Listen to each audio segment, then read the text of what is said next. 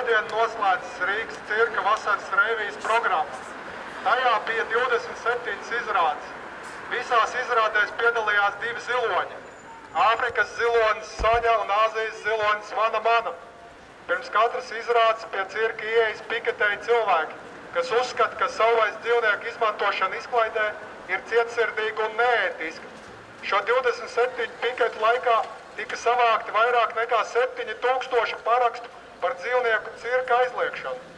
Mēs vērsāmies gan pie cirka, gan pie kultūras ministrijas un citām atbildīgajām iestādēm, bet, diemžēl, mums neizdevās šiem ziloņiem palīdzēt un pārtraukt pazemojošo izrāžu ciklu. Mums arī neizdevās apskatīt ziloņu novietnes, jo Rīgas cirka vadība mums neļāva to darīt. Izrādes šajā sezonā ir beigušās, un drīz Soņa un Vana Mana tumšā furgonā pametīs Latviju.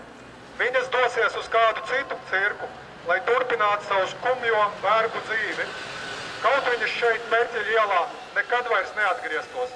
Uz neredzēšanos Soņa un Vana Mana.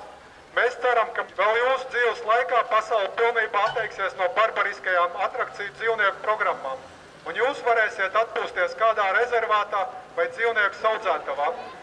Mēs turpināsim iestāties par dzīvniekiem, jo viņi paši par sevi iestāties nevar.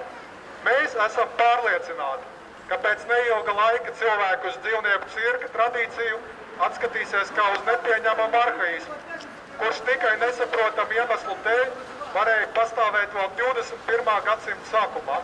Novēlēsim visi Rīgas cirkam iet kopā ar laiku un mainīties atbilstoši mūsdienu sabiedrības vērtībām. Mēs esam šeit! Mēs esam šeit!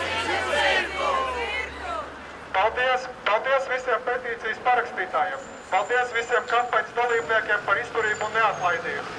Uz redzēšanos!